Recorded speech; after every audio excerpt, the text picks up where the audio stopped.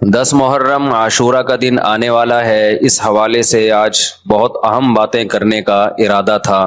محرم میں کیا کرنا چاہیے، کربلا کا واقعہ اصل ہے کیا۔ کربلا کے واقعے پر تو میں پورا بیان چند سال پہلے ریکارڈ کروا چکا ہوں، لیکن اس واقعے سے اہم سبق کیا ملتے ہیں، محرم میں ہم کون سے ایسے کام کر رہے ہیں جس سے ہم اللہ کے غضب کے مستحق ٹھہر رہے ہیں۔ محرم میں کیا کیا ہو رہا ہے میں آپ کو بتاتا ہوں۔ ان میں سے کوئی بھی عمل نہ ہمیں قرآن سے ملتا ہے نہ صحابہ سے ملتا ہے۔ ہمیں سیدنا حسین ابن علی رضی اللہ تعالی عنہ جو جنت کے جوانوں کے سردار ہیں، آپ سے محبت کا دعویٰ اس وقت مقبول ہوگا جب آپ سیدنا حسین کی سیرت کو فالو کریں گے۔ رونا پیٹنا ماتم کرنا یہ سیدنا حسین اور اہل بیت کی سیرت نہیں ہے۔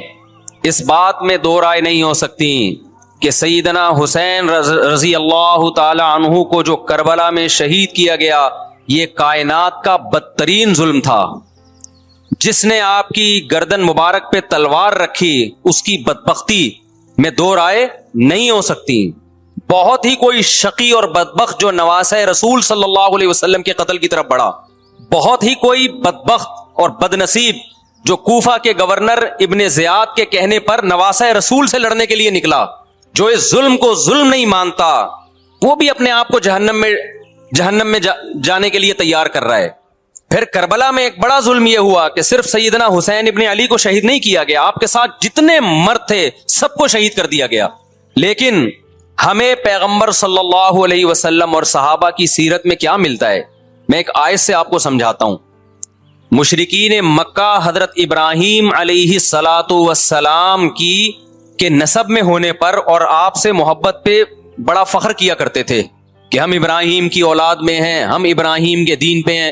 اللہ نے کیا فرمایا رسول اللہ صلی اللہ علیہ وسلم سے کہ ان اول الناس بابراہیم للذین اتبعوہ، اے نبی آپ ان سے کہہ دیجئے ابراہیم سے محبت کے خالی پیلی کے دعوے مقبول نہیں ہیں۔ ابراہیم کے زیادہ حقدار وہ ہیں جو ابراہیم علیہ السلام کی اتباع کرتے ہیں، اور یہ پیغمبر اور صحابہ یہ ابراہیم علیہ السلام کے دین کو فالو کرتے ہیں، اور تم ابراہیم کے دین کو فالو نہیں کر رہے، ان سے محبت کے دعوے دار ہو۔ تو خالی محبت کے دعوے داری اللہ کے ہاں مقبول نہیں ہے۔ اللہ کے ہاں وہ محبت کی دعوے مقبول ہیں جس میں آپ محبوب کو فالو کر رہے ہوں۔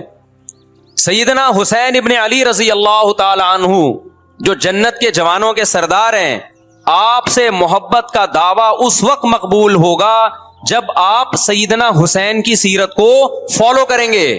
رونا پیٹنا ماتم کرنا یہ سیدنا حسین اور اہل بیت کی سیرت نہیں ہے۔ صبر کرنا، ظالم کے سامنے ڈٹ جانا، جان کے خوف سے اپنی پالیسیوں سے پیچھے نہ ہٹنا، یہ سیدنا حسین ابن علی رضی اللہ عنہ کی سیرت ہے جو آج ہمیں کہیں بھی نظر نہیں آتی۔ تو ہم نے بھائی دیکھنا ہے صحابہ کا طرز عمل کیا تھا۔ آپ بتاؤ صحابہ کو سیدنا حسین سے محبت تھی یا نہیں تھی؟ کیا غم کا پہاڑ ٹوٹا ہوگا جب اطلاع ملی ہوگی کہ سیدنا حسین ابن علی اور آپ کے اصحاب اور اہل بیت کو سب کو کربلا میں شہید کر دیا گیا ہے، کیا قیامت گزری ہوگی۔ کوفہ سے ایک شخص آیا نا، عبداللہ بن عمر سے پوچھنے لگا جو مارنے پر دم کا مسئلہ، انہوں نے فرمایا تم نے پیغمبر کے نواسے کو قتل کر دیا اور مسئلہ یہ پوچھ رہے ہو کہ جو مارنے پر دم آئے گا کہ نہیں آئے گا۔ ایک طرف تم نے پیغمبر کے نواسے کو قتل کر دیا کربلا میں، اور اب ہم سے آ کے مسئلہ پوچھتے ہو جو مارنا جائز ہے یا نہیں ہے۔ صحابہ کے ہاں یہ غم کم غم نہیں تھا۔ دیکھو حضرت معاویہ رضی اللہ تعالی عنہ کے ہاتھ پہ بھی حضرت حسین نے بیعت نہیں کی، لیکن بغاوت بھی نہیں کی۔ کیوں؟ بغاوت سے فتنے کا اندیشہ تھا۔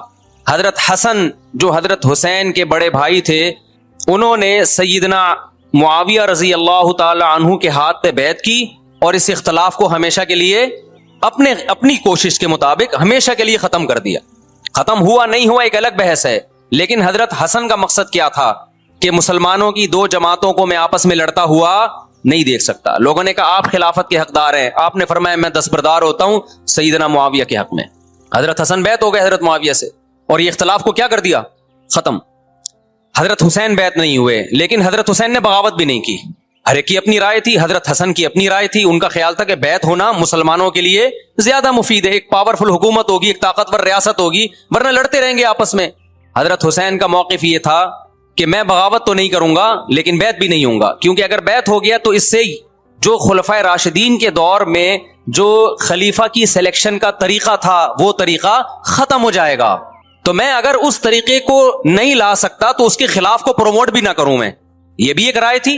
میں سمجھا پا رہا ہوں اپنی بات؟ بھائی رائے کا اختلاف ہوتا ہے نا. نبی صلی اللہ علیہ وسلم نے فرمایا اذا اجتہد المجتہد فإن اصاب فلہ اجران وإن اخطأ فلہ اجر واحد.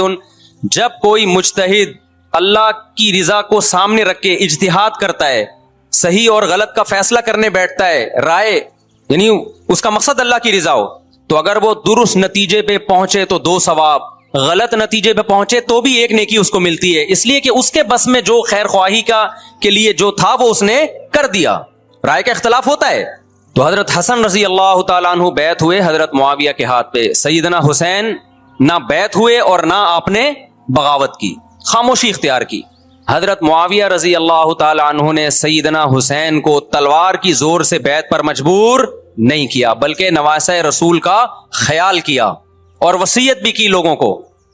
لیکن جب حضرت معاویہ کے بعد یزید جانشین ہوا, اس کی سب سے بڑی غلطی یہ تھی کہ اس نے نواسہ رسول صلی اللہ علیہ وسلم اور آپ کے ساتھ جو چند اہل بیت اور چند صحابہ تھے, اس وقت بھی حضرت حسین نیوٹرل تھے.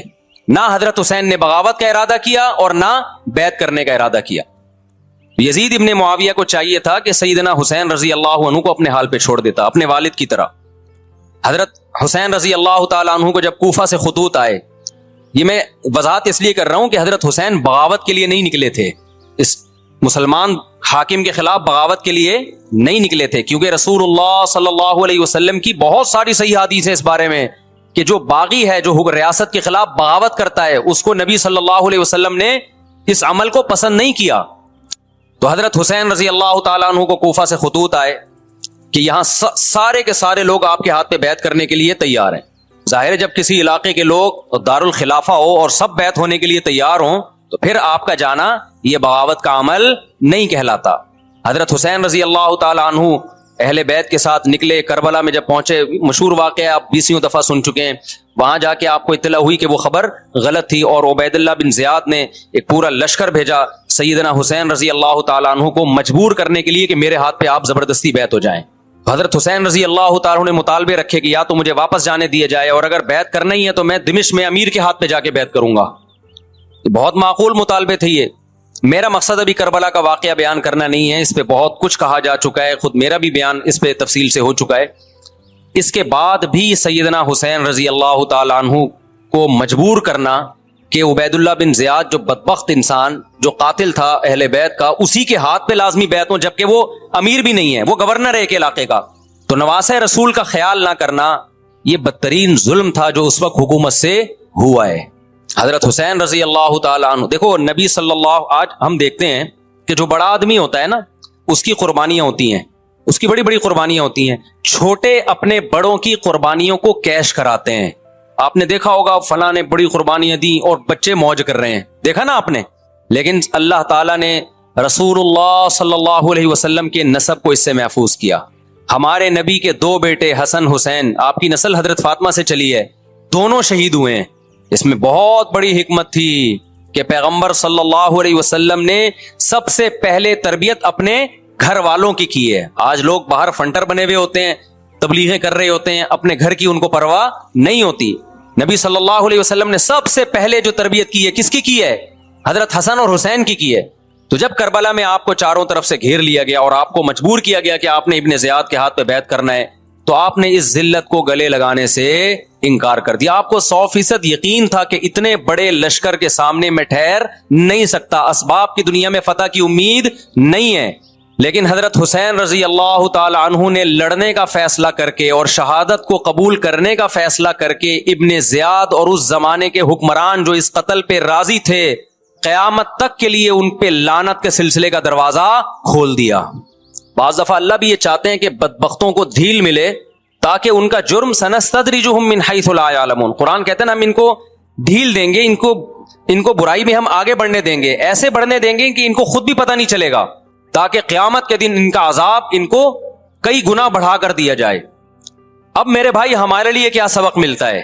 جب یہ واقعہ ہوا عالم اسلام میں کوہرام مچ گیا, لیکن کیا اس واقعے کے بعد اہل بیت کی جو مقدس اور پاکیزہ عورتیں تھیں, کیا انہوں نے نوحہ کیا یا صبر کیا؟ آپ کا ضمیر کیا کہتا ہے؟ انہوں نے نوحے پڑے ہوں گے یا صبر کیا ہوگا؟ بولو بھائی، صبر کیا۔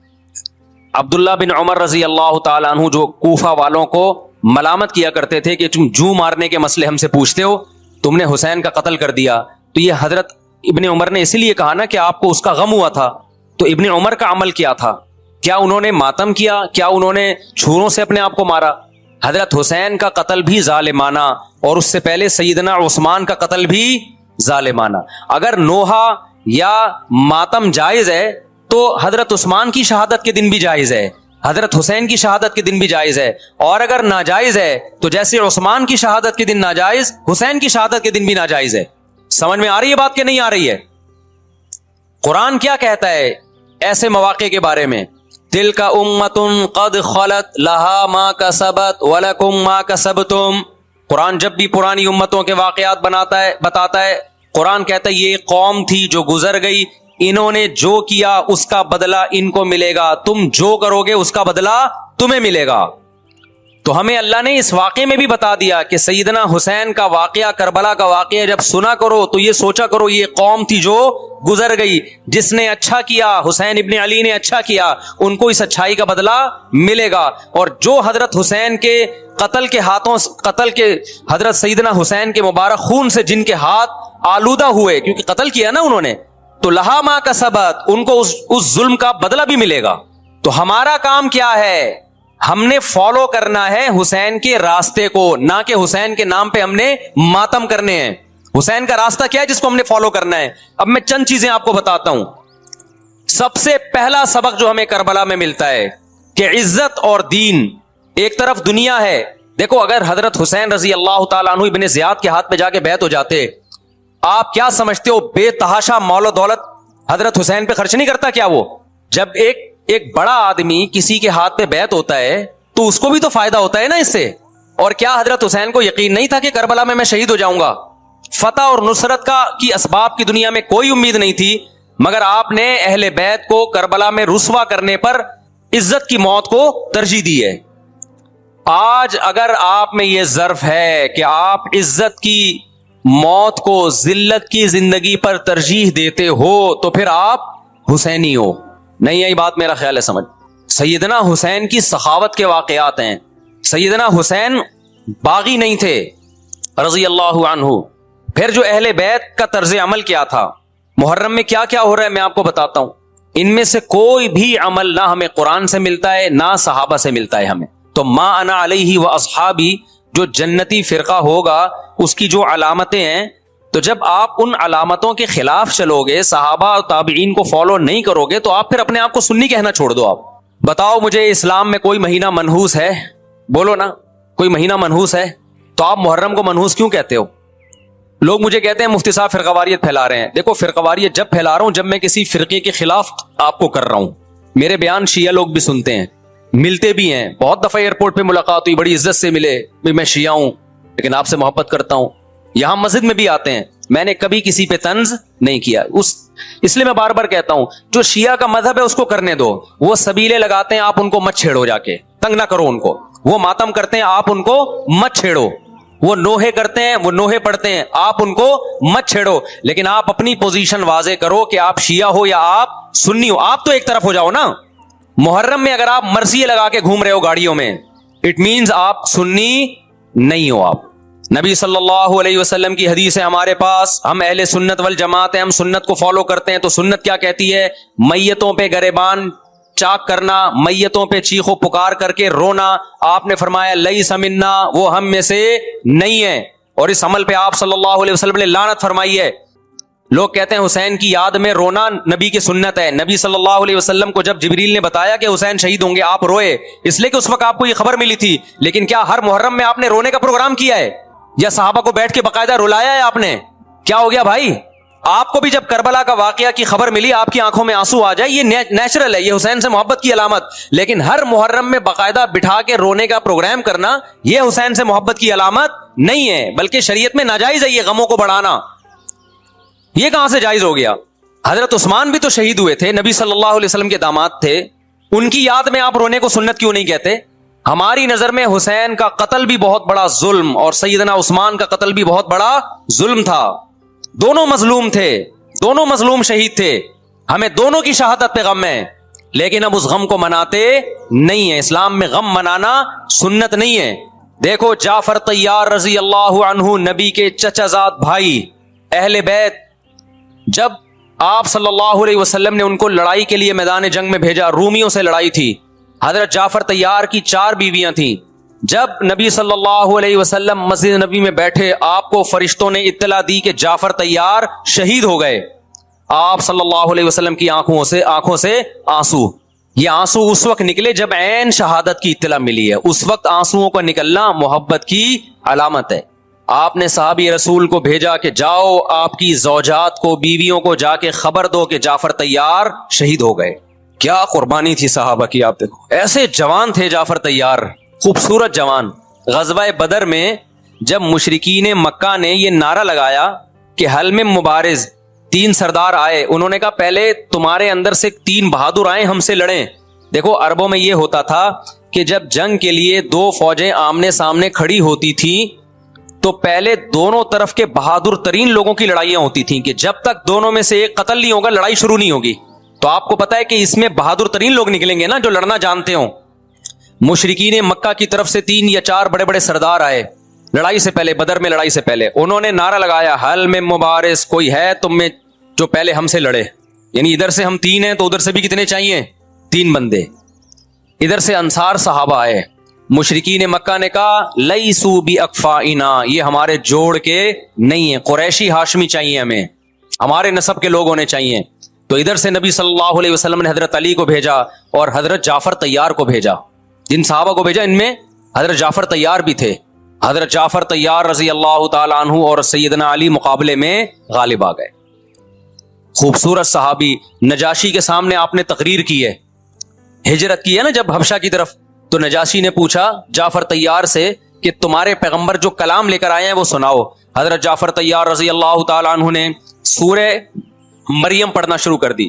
کاف ہا یا عین صاد, ذکر رحمت ربک عبدہ زکریا اذ نادى ربه نداء خفیا قال رب انی وهن العظم منی واشتعل الراس شیبا ولم اکن بدعائک رب شقیا وانی خفت الموالی من ورائی وکانت امراتی عاقرا فہب لی من لدنک ولیا.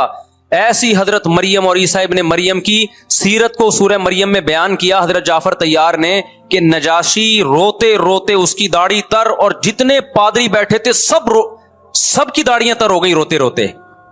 تو یہ تقریر جو نجاشی کے اسلام کا سبب بنے, بادشاہ کو مسلمان کرنے والے کون تھے, حضرت جعفر طیار. اور آپ کے چھوٹے چھوٹے بچے, 4 جوان بیویاں ہوں, چھوٹے چھوٹے بچے ہوں, اور ایسے میں میدان جنگ میں لڑتے ہوئے شہید ہو جائیں تو پیغمبر اور صحابہ پہ کیا قیامت ٹوٹی ہوگی. لیکن ہمارے نبی صلی اللہ علیہ وسلم کی آنکھوں سے کیا تھے, صرف آنسو موتی کی طرح ٹپک رہے تھے. اور آپ صحابہ کو اطلاع دے رہے تھے کہ جعفر طیار شہید ہو گئے, اور جاؤ ان کے گھر والوں کو بتا کے آ جاؤ. کتنی بڑی قربانی ہے یا نہیں ہے.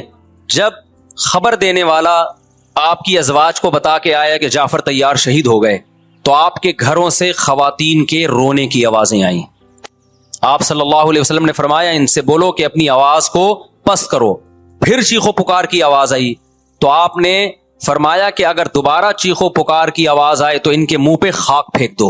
وہ شہید کی بیوہ تھیں, اور شہید بھی کتنے مقدس, ان کو بھی نبی صلی اللہ علیہ وسلم نے نوحہ کرنے کی اجازت نہیں دی. اس دن جس دن غم پہنچا ہے اس دن بھی چیخو پکار کی اجازت نہیں دی ہے. تو آپ بتاؤ اگلے سال اس تاریخ کو چیخو پکار کی کیسے اجازت مل جاتی. نہیں آئی میرا خیال ہے بات سمجھ میں. جب غم پہنچا ہے اس وقت چیخنے چلانے کی اجازت نہیں ہے. چھوٹے چھوٹے یتیم بچے, حضرت جعفر طیار کے چھوٹے چھوٹے یتیم بچے, کتنا غم ہوتا ہے جب چھوٹے چھوٹے بچے, ان کا باپ دنیا سے چلا جائے, کتنا ترس آتا ہے ان کے اوپر. تو ہمارے نبی کو بھی ان یتیم بچوں پہ بھی ترس آیا, ان بیواؤں پہ بھی ترس آیا. لیکن نہ نبی صلی اللہ علیہ وسلم چیخو پکار کر کے خود روئے, اور نہ آپ نے ان کی ازواج کو رونے کی اجازت دی ہے. سمجھ میں نہیں آ رہی میرا خیال ہے بات. میرا مقصد شیعوں پہ طنز کرنا نہیں ہے, ان کا جو مذہب ہے ان کو اس پہ چلنے دو. میرا مقصد ہے آپ اپنی پوزیشن واضح کرو کہ آپ ادھر ہو یا ادھر ہو. کسی کو تنگ مت کرو, نہ کسی پہ فتوے لگاؤ کفر اسلام کے, نہ کسی کو جہنمی قرار دو. اپنی پوزیشن آپ فیصلہ کرو کہ آپ اگر ادھر جانا ہے تو پورے ادھر چلے جاؤ. پھر یہ آدھا تیتر آدھا بٹیر والا معاملہ مت کرو. وہ ان کا مذہب ہے بھائی. ان کے علماء ان کو بتاتے ہیں کہ محرم میں کالے کپڑے پہننے ہیں, محرم میں ماتم کرنا ہے, محرم میں کو منحوس سمجھنا ہے, اس میں شادی بیاہ نہیں کرنا. ان کے علماء ان کو بتاتے ہیں, ان کو چلنے دو اس پر. دنیا میں بہت سے فرقے ہیں, بہت سے مذہب ہیں, ہم کسی کو نہ ختم کر سکتے ہیں نہ کسی کے خلاف نفرت پیدا کر سکتے ہیں. اس سے کوئی چیز حاصل نہیں ہوگی. کسی سے نفرت کرنے کی ضرورت نہیں, کسی پہ فتوے لگانے کی ضرورت نہیں, لیکن آپ کو اپنی پوزیشن واضح کرنی پڑے گی کہ میں کہاں کھڑا ہوا ہوں. اگر آپ سنی ہو تو پھر اہل سنت والجماعت صحابہ تابعین کو فالو کرتے ہیں, حدیث کو فالو کرتے ہیں, اور حدیث میں ہمیں ماتم کرنا, نوحہ کرنا, گریبان چاک کرنا اس کی پرمیشن نہیں ہے, بلکہ اس سے روکا گیا ہے, اس عمل کو حرام اور ناجائز قرار دیا گیا ہے. بات آ رہی ہے سمجھ میں؟ باقی جو شیعہ حضرات کرتے ہیں, ہمارے دوست ہیں شیعہ, میں مذاق میں نہیں کہہ رہا, ملتے ہیں ہم سے, میں کبھی ان سے مذہب کے ٹاپک پہ بات نہیں کرتا, نہ ان کو کبھی چھیڑتا ہوں کہ آپ یہ کیوں کر رہے ہو, یہ کیوں نہیں کر رہے. بھائی اس کا مذہب ہے, وہ اس کا فرقہ ہے, جو کرنے دو اس کو. ہم نہیں کرتے کیونکہ ہم اہل سنت والجماعت میں. سمجھ میں آ رہی ہے بات کہ نہیں آ رہی؟ پھر ربیع الاول کا مہینہ آئے گا, اس میں بھی آپ اپنی پوزیشن واضح کرو کہ آپ ادھر ہو یا ادھر ہو. دو فرقے ہیں, دیوبندی بریلوی. میں نہیں کہہ رہا کہ کون جنتی کون جہنمی, لیکن بر صغیر میں جن کو دیوبندی کہا جاتا ہے وہ نظر و نیاز تیجے 40 میں کے قائل بولو نہیں ہے. یہ ان کی کتابوں میں لکھا ہوا ہے, وہ اس کے قائل نہیں.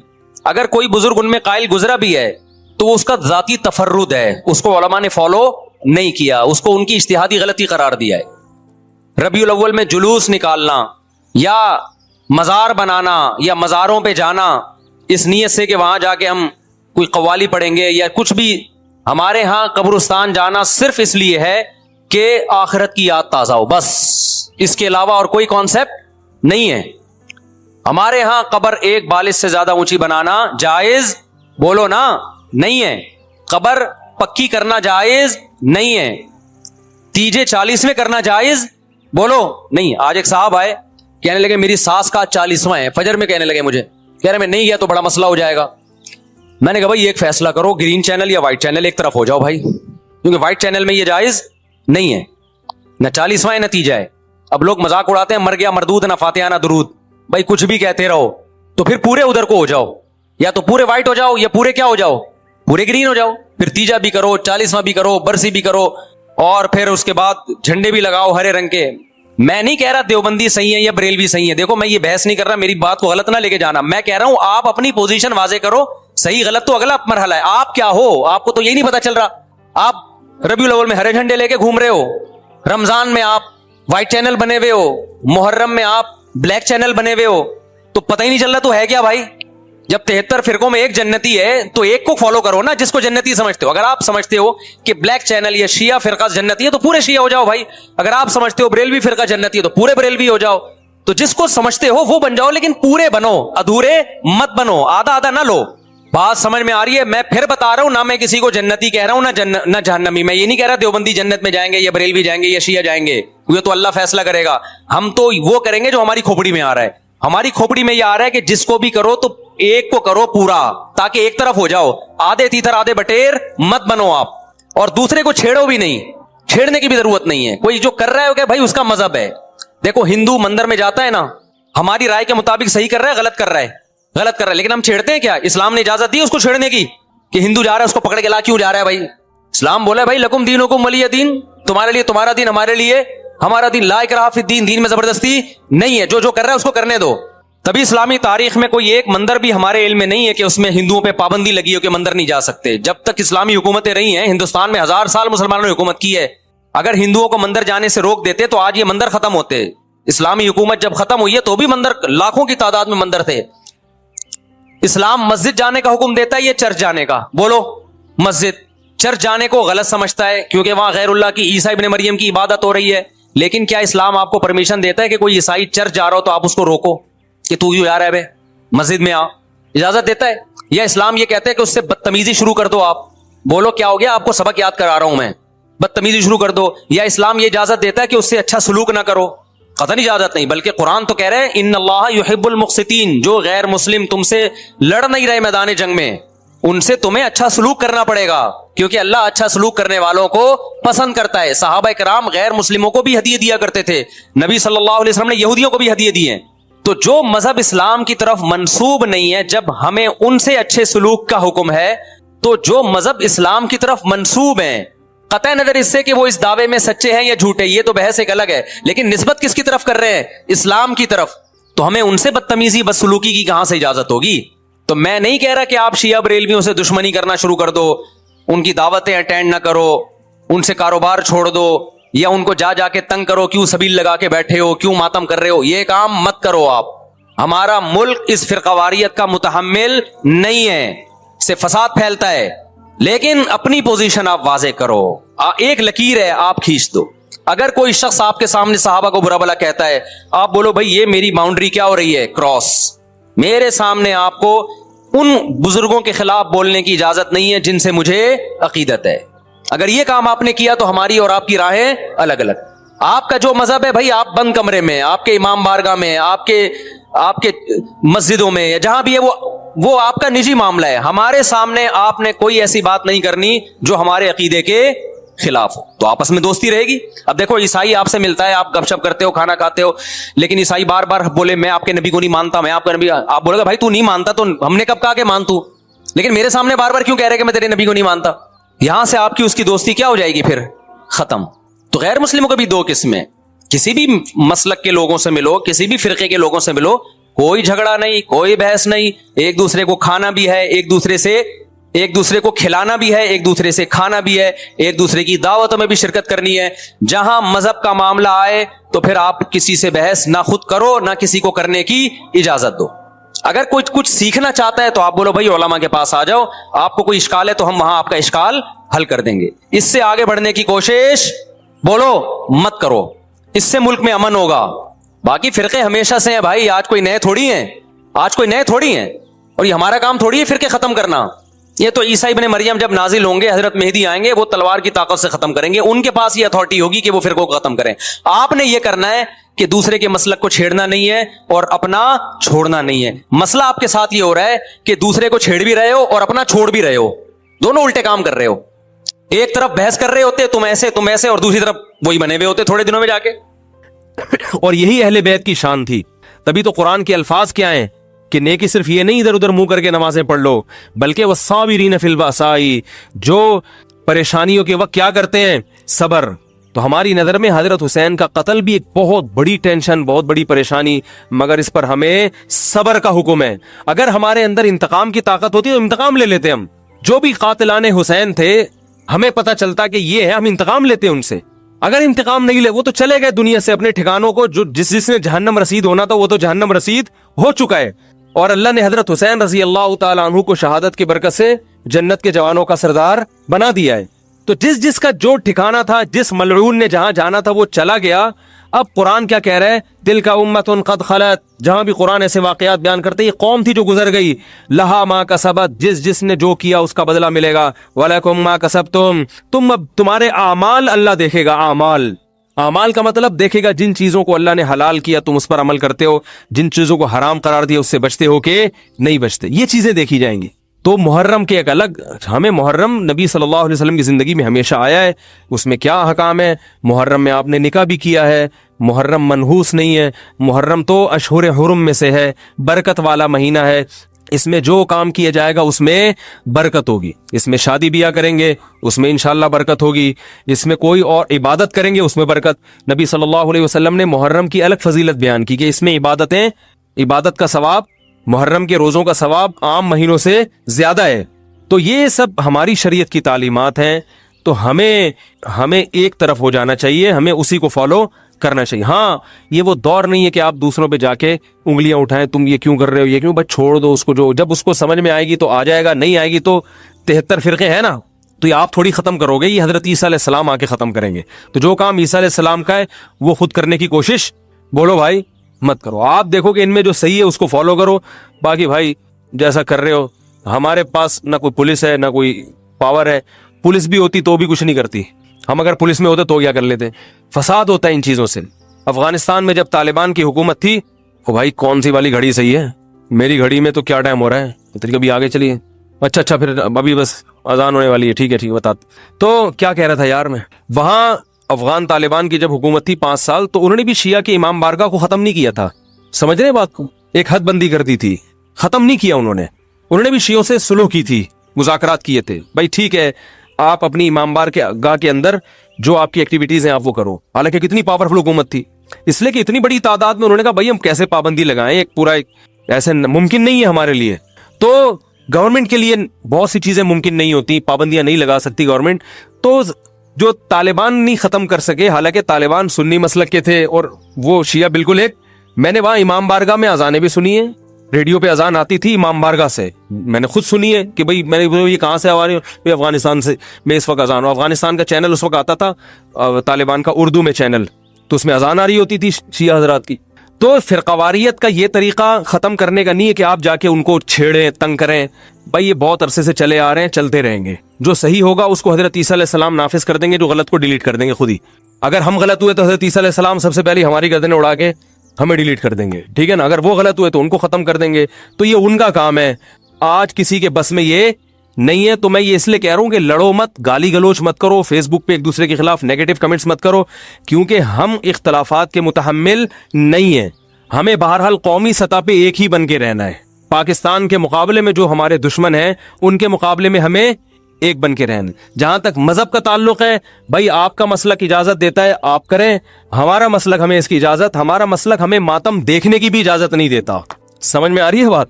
हमें देखने की भी इजाजत नहीं, हम देखेंगे भी नहीं। आपका मसलक है आप करें, तो लड़ना भिड़ना नहीं है। मैं सिर्फ ये कह रहा हूं कि एक तरफ हो जाओ, या इधर या बोलो भाई इधर हो जाओ। तो हम ये चीजों को गलत समझते हैं, ना मातम को जायज समझते हैं, ना रोने पीटने को जायज समझते हैं। जिस तरह से रोया जा रहा है, किसी को वाकया करबला सुन के रोना आ जाए, ये ईमान की अलामत है अहले बैस। लेकिन ये कोई सुन्नत अमल नहीं है कि बाकायदा उसको रुलाने के लिए ऑर्डर पे बिठाया जाए कि चलो करबला का वाकया सुन के रोना सुन्नत है तो आप बैठो तो रो। लफ्ज़ों में इस्लाम को डिफाइन किया है कि कुलू मिनत तय्यबात, पाकीज़ा खाओ और अमल भी पाकीज़ा करो। तो जो असल बात में ये मुहर्रम ही के हवाले से ये आयत का मैंने इंतखाब किया था कि जब आप पाकीज़ा काम करेंगे और पाकीज़ा खाएंगे तो इससे आप लोगों को अच्छे लगेंगे और लोगों का दिल चाहेगा कि आप जैसे बन जाएं। समझ में आ रही बात? एक मिसाल देता हूं, देखो कोई भंगी हो जो बेचारा हर वक्त गंदगी में रहता हो, उसे आप समझाएं कि यार अच्छी जिंदगी गुजारो, साफ सुथरे हो जाओ। आपने किसी दिन उसको नहला दिया, वो बेहतरीन कपड़े डेटॉल से नहलाया, सर्विस करवाई, क्योंकि जाहिर है वो इतने दिनों से एक काम कर रहा है तो वो सर्विस के बगैर धुलेगा नहीं। सर्विस करवाई आपने उसकी, खूब नहला धुला के उस पर स्प्रे छिड़क दिया आपने, और 3 दिन तक कंटिन्यू यही काम किया, तो आप मुझे बताओ उसको बुरा फील होगा या अच्छा फील होगा?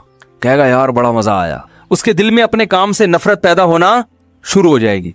तो अच्छी चीज में, अच्छी तहारत में, पाकी में अल्लाह ने अट्रैक्शन रखी है। जैसे साफ सुथरा आदमी अच्छा लगता है, गंदा अच्छा लगता है? साफ सुथरा अच्छा लगता है। तो साफ सुथरे आमाल वाला भी इंसान को अच्छा लगता है। तो अल्लाह ताला ने इस्लाम को जो डिफाइन किया 2 लफ्जों में, अच्छा खाओ और अमल अच्छा करो। क्या मतलब? ऐसा काम करो कि गैर मुस्लिम तुम्हारी तरफ माइल हो कि यार ये बड़े अच्छे हैं। तो कोई ऐसी रस्म इस्लाम में जिसको देखकर वहशत होती हो, इसका मतलब है वो इस्लाम, बोलो भाई, नहीं है। कोई भी आप ऐसा अमल कर रहे हैं, लेबल इस्लाम का लगा रहे हैं, मगर उसे देखकर गैर मुस्लिम को घंटों घंटों समझाना पड़ता है ये क्यों हो रहा है, इसका मतलब है कि ये इस्लाम, बोलो ना भाई, नहीं है। तो आप मुझे बताओ, मुहर्रम में जो कुछ हो रहा है, क्या ये गैर मुस्लिम को इस्लाम की तरफ माइल करेगा? ये अमल है भाई? यानी कोई गैर मुस्लिम इसे देख के मुसलमान होगा कि यार माशाल्लाह बड़ा जबरदस्त इस्लाम है? अफसोस हमें इस पर है कि देखो जिनका मसलक है, जिनका फिका है, वो जो कुछ कर रहे हैं उन्हें करने दो। अपने बारे में ये फैसला करो कि हम सुन्नी हैं या शिया हैं। फिरके शुरू से चले आ रहे हैं ना, शिया और सुन्नी, खत्म करना तो मुमकिन नहीं है। तो हजरत ईसा अलैहिस्सलाम जब नाजिल होंगे तो तलवार की जोर से तमाम फिरकों को खत्म कर देंगे। तो जो काम ईसा अलैहिस्सलाम का है वो खुद करने की कोशिश ना करो, जो हजरत मेहदी का काम है वो खुद करने की कोशिश ना करो। हम किसी फिरके को खत्म नहीं कर सकते, लेकिन हम अपने आप को डिफाइन कर सकते हैं। हम ये बता सकते हैं कि हमारी राय में सही क्या है। तो मेरे भाई, नबी सल्लल्लाहु अलैहि वसल्लम ने फरमाया 73 फिरकों में से एक जन्नती है। तो या तो उधर चले जाओ, या बोलते क्यों नहीं, अभी नहीं बोल रहे तो फिर अमल कैसे करोगे? या तो पूरे उधर चले जाओ या पूरे इधर आ जाओ। मुझे खुदा की कसम इस पर कोई इश्काल नहीं होता कि शिया लोग मातम क्यों कर रहे हैं, शिया लोग ये सब कुछ क्यों कर रहे हैं। वो जो है वो मरसी کیوں پڑھ رہے ہیں مجھے اس پر اشکال نہیں ہوتا. ان کے دلائل ہوں گے ان کے پاس, ان کے علماء ان کو بتاتے ہیں. وہ کب کہتے ہیں کہ ہم سنی ہیں, وہ کب کہتے ہیں کہ ہم صحابہ کو حجت سمجھتے ہیں؟ ایک چیز کا انہوں نے دعویٰ ہی نہیں کیا تو ہم ان پر وہ کیوں تھوپے ان کے سر پہ؟ لیکن میں آپ کی بات کر رہا ہوں, میں ان لوگوں کی بات کر رہا ہوں جو اپنے آپ کو سنی کہتے ہیں. تو بھائی پھر سنی ہو تو جو اہل سنت والجماعت کے جو چاروں مکاتب فکر ہیں, حنفی, مالکی, شافعی, حنبلی, اہل سنت کے ہیں نا, ان کی کتابوں میں کہیں بھی اس طرح کی کوئی چیز بولو بھائی نہیں ہے. ماتم کرنا اہل سنت کے ہاں جائز نہیں ہے. نبی صلی اللہ علیہ وسلم نے میت پر چیخو پکار کرنے کو حرام قرار دیا ہے. نوحہ کو جو میت پہ رونا پیٹنا ہوتا ہے, گریبان چاک کرنا, اس عمل پر آپ صلی اللہ علیہ وسلم نے لعنت فرمائی ہے. صحیح بخاری صحیح مسلم کی حدیثیں ہیں. حضرت جعفر طیار رضی اللہ تعالی عنہ نبی کے سگے چچا زاد بھائی میدان جنگ میں شہید ہوئے, 4 بیویاں بیوہ ہوئی ہیں, چھوٹے چھوٹے بچے یتیم ہو گئے. آپ نے ان کی بیویوں کو زور سے رونے کی اجازت نہیں دی.